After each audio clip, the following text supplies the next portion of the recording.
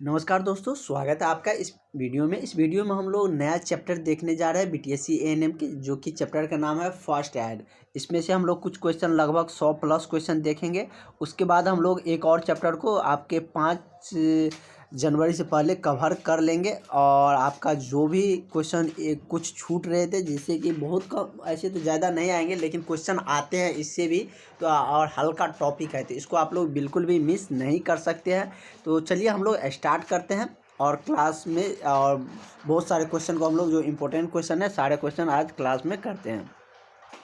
और जिनको भी आता होगा वो मतलब कि कमेंट सेशन में बोल सकते हैं। जैसे कि इसमें दिया है कि उत्तक में ऑक्सीजन की कमी, मतलब उत्तक में यदि ऑक्सीजन की कमी हो जाती है, lack of oxygen in tissue, तो क्या होता है उसमें?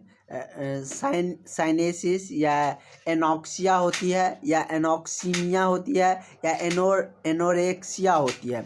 तो उत्तक में यदि ऑक्सीजन की कमी हो जाती है तो उसमें क्या हो जाता है? साइनोसिस हो जाती है। क्या होती है? साइनोसिस। तो उसको क्या कहा जाता है? साइनोसिस। इसका करेक्ट आंसर आपका ऑप्शन नंबर ए हो जाएगा। अगला है, सांस लेने में तकलीफ किस वजह से होती है? एपनिया के वजह से, या ऑर्थोनिया की वजह से, या डिजनिया, या यूनिया की वजह से। तो सांस लेने में जो तकलीफ होती है वो डिजनिया की वजह से होती है। किसकी वजह से? तो डिजनिया की वजह से सांस लेने में तकलीफें आती है। तो इसका भी करेक्ट आंसर क्या हो जाएगा? इसका आपका ऑप्शन नंबर सी सही हो जाएगा। नेक्स्ट क्वेश्चन की तरफ बढ़ते हैं। अगला क्वेश्चन हम लोग देखते हैं, और जल्दी जल्दी हम लोग ज़्यादा से ज़्यादा क्वेश्चन कवर करेंगे। जहाँ पर एक्सप्लेनेशन की ज़रूरत होंगी वहाँ पर हम आपको एक्सप्लेनेशन के साथ बताएंगे भी। कह रहा है कि मूत्र का पूर्ण अभाव कहा जाता है क्या चीज़? मतलब कि किसकी कमी, मतलब क्या उसको कहा जाता है? एलो ओलिग्योरिया, या पीलियोरिया, या एन्यूरिया। तो इसमें सब में यूरिया का सेंस आ रहा है, या आप यहाँ पर देख सकते हैं, तो कंफ्यूज मत होइएगा। तो इसमें जो मूत्र का जो पूर्ण अभाव कहा जाता है उसको एनूरिया कहा जाता है। क्या कहा जाता है? N urea. इंग्लिश में इसको क्लियरली आप समझ सकते हैं। इसमें क्या है कि ऑयल यूरिया है, तो उसमें क्या है? ऑयल मतलब समझते हैं तेल की मात्रा। इसमें क्या है कि एन यूरिया, मतलब एन का मतलब बहुत जगह क्या होता है कि ना के अर्थ में आता है। जैसे कि जैसे यदि हम क्वालिफाई की बात करें तो उसमें डिसक्वालीफाई होता है। वही यदि हम उपस्थिति और अनुपस्थिति जैसे बोलते हैं, तो उस तरह मतलब इंग्लिश में एन यदि लग जाता है तो बहुत जगह वहाँ पर उसकी अब्सेंस की वहाँ पे इंडिकेट करता है। तो क्या लिखा है? एन यूरिया, मतलब यूरिया उसमें नहीं है, तो उसको क्या कहा जाता है? मतलब मूत्र का पूर्ण अभाव को क्या कहा जाता है? एन यूरिया कहा जाता है। मतलब मूत्र नहीं है तो मतलब यूरिया है ही नहीं, उसमें यूरिया ही रहते हैं। और उसमें मात्रा किसकी रहती है? तो अमोनिया की मात्रा रहती है। ये हमने आपको पिछले क्लास में एक क्वेश्चन आया था इससे रिगार्डिंग, तो हमने आपको बताए भी थे, उसमें अमोनिया की मात्रा होती है। हालांकि नाक से खून बहने को कहते हैं क्या? जब बहुत सारे आदमियों में आप देखते होंगे कि आप सुने भी होंगे कि नाक से खून बहने लगते हैं। जैसे कि या तो कोई मतलब कि जो एयर बहने लगती है उस टाइम भी होती है, या बहुत सारे रीजन से कभी भी हो सकते हैं। तो वो किन में होती है, मतलब कैसे हो जाती है? तो ये मतलब कि इफिस्टैसिस जो हो जाती है, तो उसके बाद उसमें क्या होती है? नाक से खून बहने लगती है। इसकी कमी से ही मतलब कि क्या होती है कि जो कभी कभी आप देखते हैं किसी आदमी के नाक से खून बहने लगती है, तो यही इसका रीज़न है। हालांकि सर्वश्रेष्ठ जीवाणुनाशक की विधि क्या है? मतलब जीवाणु रहित जो कोई चीज़ रहती है उसको मतलब प्यूरिफाई करना है, तो उसको अच्छा तरीका कौन है जीवाणुनाशक की विधि का? उबालना, बॉइलिंग करना, या गर्म हवा, या वाष्पीय दाब विसंक्रमण, या कीटाणु शोधन। तो इसका जो सर्वश्रेष्ठ यदि जीवाणु रहित विधि माना जाता है तो वह क्या है? वाष्पीदाब विसंक्रमण, तो ऑटोक्लेविंग जिसको बोलते हैं इंग्लिश में। तो इसका करेक्ट आंसर क्या हो जाएगा? आपका ऑप्शन नंबर सी हो जाएगा। अगला है कि एपिकल नाड़ी की साइट है क्या? एपिकल नाड़ी की क्या साइट होती है? तो एपिकल नाड़ी के फीमोरल धमनी क्या है? इनकी एपिकल नाड़ी की साइट है। तो इसका करेक्ट आंसर आपका ऑप्शन नंबर आपका सॉरी हृदय पर होता है। मतलब एपिकल नाड़ी की जो साइट है वो कहाँ होती है? हृदय पर, एट द हृदय। तो इसका करेक्ट आंसर आपका ऑप्शन नंबर सी हो जाएगा। अगला क्वेश्चन हम लोग देखते हैं। अगला क्वेश्चन कह रहा है कि गुद्दा तापमान लिया जाता है कहाँ से, बेहोश मरीज में या सदमे में या 5 वर्ष से कम आयु में या उपयुक्त सभी में। तो गुद्दा तापमान जो लिया जाता है वो किस केस में लिए जाते हैं, तो ये मतलब कि बेहोशी के हालात में भी लिए जाते हैं, सदमे में है उस टाइम भी, और 5 वर्ष से कम के बच्चे उस टाइम भी। तो इसका भी करेक्ट आंसर क्या हो जाएगा आपका, ऑप्शन नंबर डी हो जाएगा। जिसमें भी आपको लगे एग्जाम में कि 2 आंसर सही हो रहे हैं और ऑप्शन का आपको नहीं पता चल रहा है, तो उस टाइम आप ऑल ऑफ दीज आपको नज़र आए तो उसमें आप ऑल ऑफ दीज मार दीजिएगा। नेक्स्ट क्वेश्चन हम लोग देखते हैं। और आप लोगों का बहुत ही अच्छे तरीके से सारे जो टॉपिक थे उसका कवर हो चुका है, और आप लोग एग्ज़ाम देने के लिए बेहतर स्थिति में अच्छे से एग्ज़ाम दीजिए, निश्चित रूप से आपका एग्ज़ाम निकलेगा। अगला कह रहा है कि रोग जिसमें विगर मार्टिस की अवस्था में दिखाई देती है, कौन से रोग में विगर मार्टिस अवस्था दिखाई देती है। जैसे ऑप्शन दिया है मलेरिया, मृत्यु के बाद, या मूत्र संक्रमण, या मिर्गी। तो ये कब होती है, तो ये मतलब कि मृत्यु के बाद होती है क्या, मार्टिस की अवस्था दिखाई देती है। इसका जो रिगर मार्टिस कहते हैं, इसका करेक्ट आंसर आपका ऑप्शन नंबर बी सही हो जाएगा। अगला क्वेश्चन देखते हैं।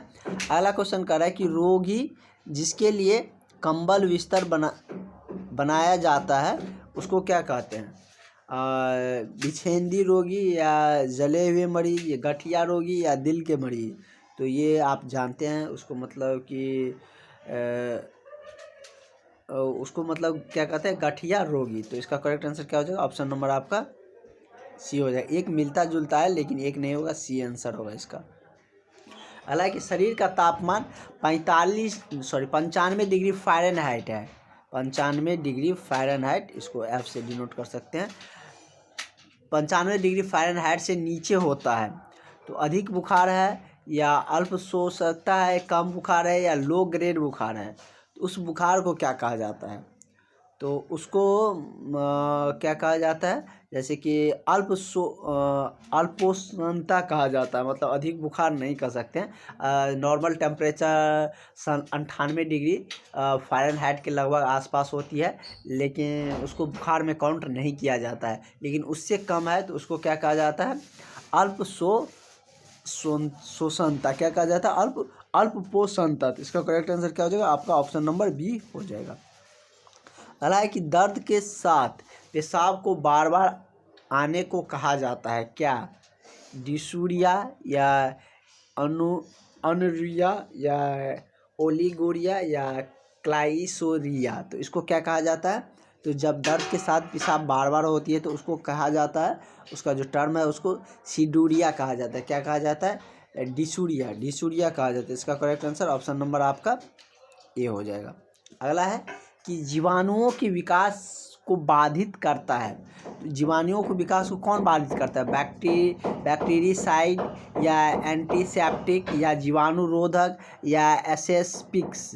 तो इसको कौन मतलब कि विकास को बाधित करता है, जीवाणुओं के विकास को, तो ये जीवाणुरोधक उसका क्या है, विकास को बाधित करता है। मतलब रोकता है तो कौन रोकेगा, रोधक जो रोकेगा वही क्या है, जीवाणुओं को रोकेगा, तो उसको जीवाणुरोधक कहेंगे। तो इसका करेक्ट आंसर आपका ऑप्शन नंबर सी होगा। अगला है कि मरीज में डिस्चार्ज के बाद की अवस्था मृत्यु के बाद यूनिट कीटाणुशोधन है क्या। तो इसका जो कीटाणुशोधन किए जाते हैं वो कौन सा है, तो इधर आपका ऑप्शन दिया गया। तो उसको टर्मिनल डिसइंफेक्शन कहे जाते हैं। क्या कहा जाता है, टर्मिनल डिसइंफेक्शन। इसका करेक्ट आंसर आपका ऑप्शन नंबर सी सही हो जाएगा।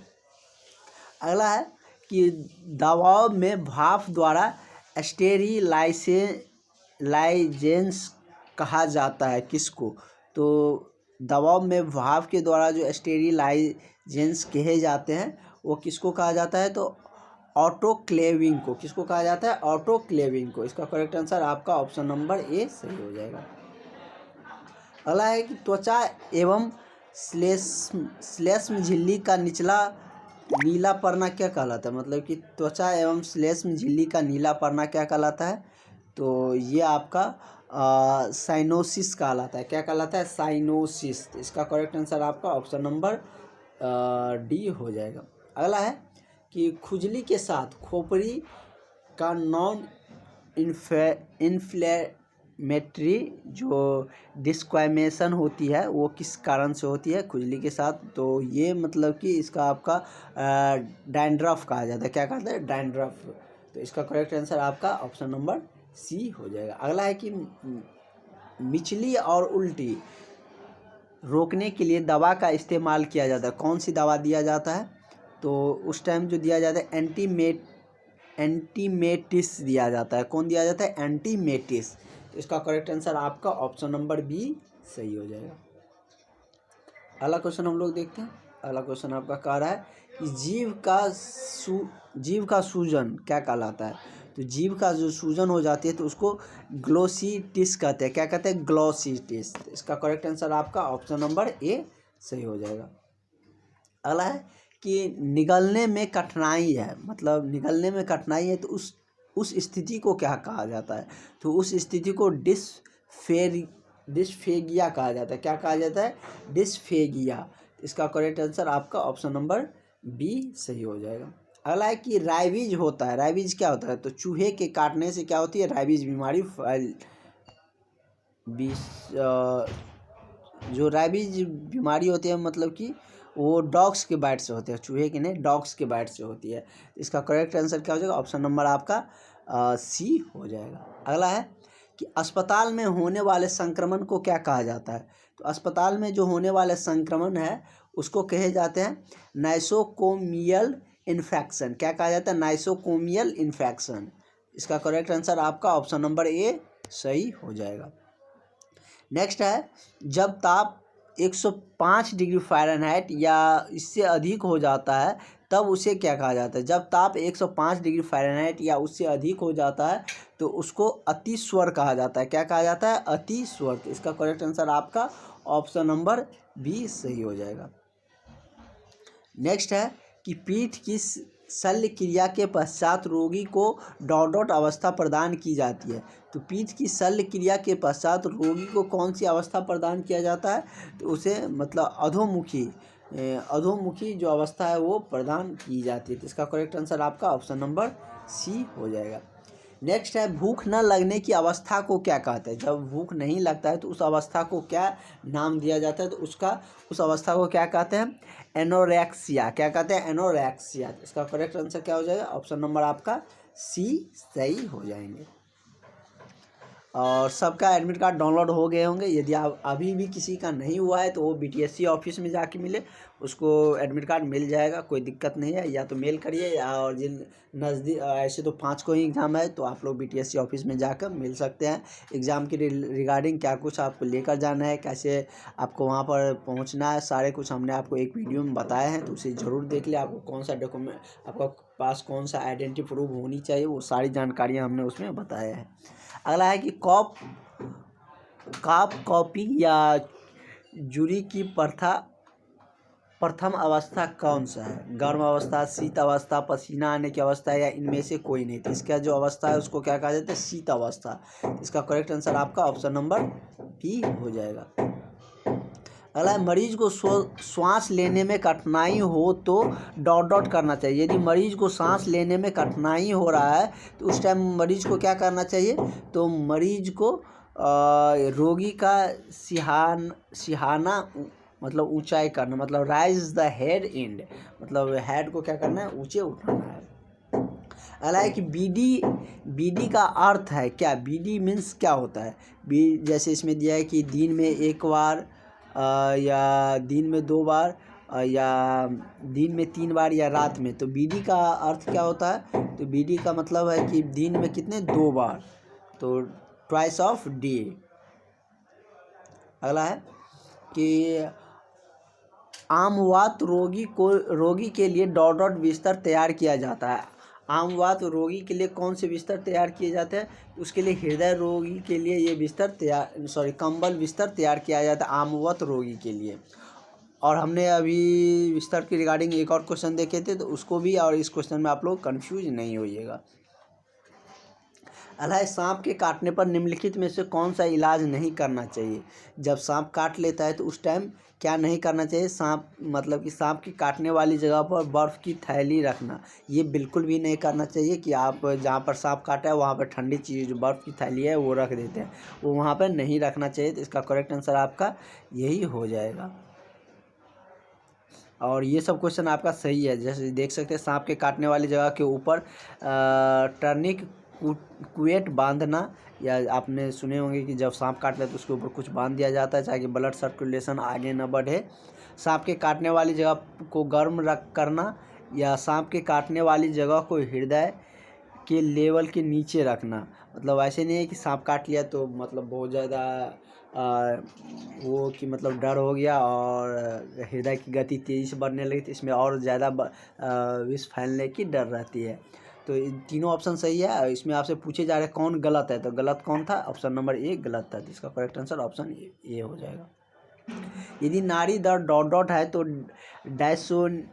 डाइजोनेक्स गोली नहीं देनी चाहिए। कौन से डाइजोनेक्स गोली कितने मिनट पर नहीं देनी चाहिए, तो ये मतलब 30 मिनट पर नीचे नहीं होना चाहिए, बिलो द 30 मिनट। अगला क्वेश्चन को हम लोग स्किप करते हैं। कुछ क्वेश्चन इंग्लिश में टाइप हो गया, उन सब को छोड़ के हम लोग आगे क्वेश्चन देखते हैं। मुंह की सफाई का प्रयोग किया जाता है। मुंह की सफाई का प्रयोग कैसे किए जाते हैं, तो मुंह की सफाई का प्रयोग पोटासियम परमैंगनेट से किया जाता है। कैसे किस से किया जाता है, तो पोटासियम परमैंगनेट से मुंह के सफाई का प्रयोग मुंह के सफाई में प्रयोग किए जाते हैं। अगला है कि जुओं को मारने के लिए डॉट डॉट एसिड प्रदान किया जाता है। तो जू जो आपके माथे में होती है तो उसके मारने के लिए कौन से एसिड आपको जैसे कि तेल में मिला के लगाते हैं तो कौन सा उसमें एसिड मिला रहता है, तो कार्बोजिलिक एसिड रहता है। कौन सा एसिड रहता है, कार्बोजिलिक एसिड रहते हैं। कार्बोजिलिक एसिड CaOH होता है, CaOOH होता है। तो ये आप कार्बोजिलिक एसिड का फॉर्मूला होते हैं, ऐसे इसका स्ट्रक्चर होता है। ये आप लोग ऑर्गेनिक में इंटर में पढ़े होंगे। अगला है कि पेल्विक परीक्षा में डॉट डॉट स्थिति इस्तेमाल किए जाते हैं। पेल्विक परीक्षा में कौन सी स्थिति इस्तेमाल किए जाते हैं, तो पेल्विक परीक्षा में लिथोटॉमी पोजीशन इस्तेमाल किया जाता है। कौन सी स्थिति, तो लिथोटॉमी पोजीशन।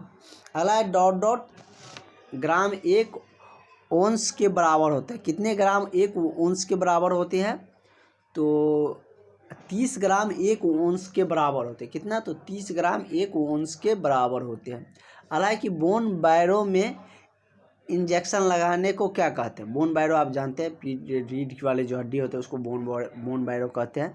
कह रहा है कि बोन बैरो में कौन सा इंजेक्शन लगाया जाता है, तो बोन बैरो में ऐसे नहीं कि कुछ भी लगा देते हैं। तो बोन बैरो में जो इंजेक्शन लगाया जाता है वो कौन है, इंट्रा ऑसियस। क्या होते हैं, इंट्रा ऑसियस। इसका करेक्ट आंसर आपका ऑप्शन नंबर ए सही हो जाएगा। अगला है कि मूत्र जांच में डॉट डॉट बूंदे मूत्र की बेनिडिक्ट घोल में इस्तेमाल किया जाता है। कितनी बूंदे, 9, 12, 8 या 6 बूंदे। तो कितनी बूंदे इस्तेमाल किया जाता है, तो उसमें 8 बूंदे इस्तेमाल किया जाता है। कितने बूंद लिए जाते हैं, तो 8 बूंद लिए जाते हैं। अगला है कि दर्द से निवारण पाने के लिए डॉट डॉट दवा दिया जाता है। दर्द से राहत के लिए कौन सी दवा दिया जाता है, तो एनाल्जेसिस दिया जाता है, जो कि दर्द से निवारण के लिए, आराम के लिए दिए जाते हैं। अगला क्वेश्चन देखते हैं। अगला क्वेश्चन कहता है 1 लीटर में कितने मिलीलीटर होती है। ये तो बहुत आसान है, ये आप लोग जानते हैं, 1000 मिलीलीटर होता है। एक मतलब कि 1 लीटर बराबर क्या होता है, 1 लीटर बराबर 1000 मिलीलीटर होता है, ml जिसको बोलते हैं। ये आप लोगों को जानना भी जरूरी है, क्योंकि आपके दवा के बोतल पे ml लिखा रहेगा, तो ये पता होनी चाहिए कि ml कितना में होती है और लीटर कितना होता है। इससे अंदाज़ा लग जाएगा 1 लीटर इतना पानी होता है तो ml कितना होगा। अगला है कि मुंह की सफाई के लिए हाइड्रोजन पर ऑक्साइड की मात्रा H2O2 की मात्रा का अनुपात कितना रहता है। मतलब हाइड्रोजन कितना रहता है और ऑक्सीजन कितना रहता है, ये आपसे पूछे जाते हैं। जैसे कि वाटर में देखते हैं कि वाटर और हाइड्रोजन का अनुपात किस अनुपात में रहता है, उसी तरीके से इसमें पूछ रहा है कि हाइड्रोजन और पर ऑक्साइड H2O2 का अनुपात कैसे रहते हैं। तो इसमें जो इसका अनुपात देखा गया वो कितना रहता है, तो 1:10 में रहता है। हाइड्रोजन का 1 मात्रा है तो ऑक्सीजन का वही कितना 10 मात्रा होती है। अगला है कि रक्तचाप निम्न में मापा जाता है। रक्तचाप किस में मापा जाता है, तो रक्तचाप आपको एस्फिग्नोमैनोमीटर में मापा जाता है। किससे, एस्फिग्नोमैनोमीटर में। तो इसका करेक्ट आंसर आपका ऑप्शन नंबर बी सही हो जाएगा। नेक्स्ट है कि एनीमिया दिया जाता है। किस स्थिति में एनीमिया दिया जाता है, तो एनीमिया आपको लेफ्ट लेटरल स्थिति में दिया जाता है। कब दिया जाता है, तो लेफ्ट लेटरल स्थिति में एनीमिया दिया जाता है। तो इसका करेक्ट आंसर आपका ऑप्शन नंबर सी हो जाएगा। अगला है कि जीन निचलाने की एवं उल्टी को रोकने की दवा होती है। कौन सी दवा होती है, तो जीन निचलाने और उल्टी को रोकने की जो दवा होती है वो दवा होती है एंटी एमेटिक। क्या होती है, एंटी एमेटिक। इसका करेक्ट आंसर आपका ऑप्शन नंबर डी सही हो जाएगा। नेक्स्ट है निम्न में मरीज में शिकाई निषेध है। क्या निम्न में से कौन मरीज के शिकाई निषेध होती है, तो ये आपका क्यूटिक एपेंडिसाइटिस होती है। क्या होती है, क्यूटिक एपेंडिसाइटिक होती है। तो इसका करेक्ट आंसर आपका ऑप्शन नंबर डी हो जाएगा। नेक्स्ट क्वेश्चन हम लोग देखते हैं। अगला क्वेश्चन कर रहा है कि यूरिन का नॉर्मल रिएक्शन होता है क्या, एसिडिक, अल्कोहलिक, न्यूट्रल या कैसे होता है। जो यूरिन होती है उसका जो मूत्र का नेचुरल जो उसका होता है नॉर्मल रिएक्शन वो कैसा होती है, तो वो आपका एसिडिक होती है। उसमें एसिडिक मात्रा होती है, मतलब कि पीएच मान 7 से कम होती है, 6.8 के आसपास होती है, तो एसिडिक होती है, एसिडिक नेचर की होती है। हालांकि जब यूरिन पास करते समय तकलीफ होती है तो मतलब क्या, कौन सा रीजन से होती है, क्यों होती है, तो ये मतलब कि डायसूरिया की वजह से होती है। कैसे, डायसूरिया की वजह से। इसका करेक्ट आंसर आपका ऑप्शन डी सही हो जाएगा। नेक्स्ट है कि जब पार्टिएंट केवल बैठी हुई अवस्था में जब पेशेंट केवल बैठी हुई अवस्था में श्वास ले सके तो उसे कहते हैं क्या। जब पेशेंट बैठी हुई अवस्था में सांस ले सकता है सिर्फ, और लेटा के वो सांस लेने में उसको तकलीफ हो रही है, तो उसको क्या कहते हैं, ऑर्थोपेनिया। क्या कहते हैं, ऑर्थोपेनिया। तो इसका करेक्ट आंसर क्या हो जाएगा, ऑप्शन नंबर आपका ए हो जाएगा, ऑर्थोपेनिया। अगला है टिश्यू में ऑक्सीजन की कमी से क्या होती है, ये हम लोग देख भी चुके हैं। टिश्यू में ऑक्सीजन की कमी से हाइपोक्सिया होती है। क्या होती है, हाइपोक्सिया। इसका correct answer option number B हो जाएगा।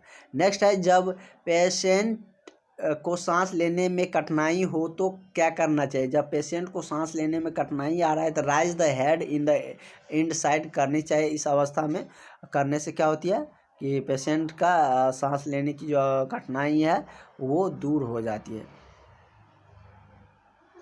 अगला है कि त्वचा का नीलापन दिखना किस कारण से होती है। तो त्वचा में जो नीलापन दिखाई देती है उसका जो मेन रीजन है वो क्या है, साइनोसिस। क्या है, साइनोसिस। तो इसका करेक्ट आंसर आपका ऑप्शन नंबर डी हो जाएगा। तो इस तरीके से आज आप लोगों का क्लास हम लोग यहीं तक रखते हैं। कल मॉर्निंग वाली जो क्लास होंगे उसमें बहुत ज़्यादा क्वेश्चन देखेंगे हम लोग, और उसके बाद आपका और भी एक टॉपिक है उसको भी हम लोग कवर कर लेंगे आपके एग्ज़ाम से पहले। और निश्चित रूप से आपकी तैयारी बेहतर हो रही है, और आप लोग इसके अच्छे से कंटिन्यू करके एग्ज़ाम रिवाइज करके एग्ज़ाम देने जाइए। निश्चित रूप से आपका एग्ज़ाम निकलेगा। Thank you.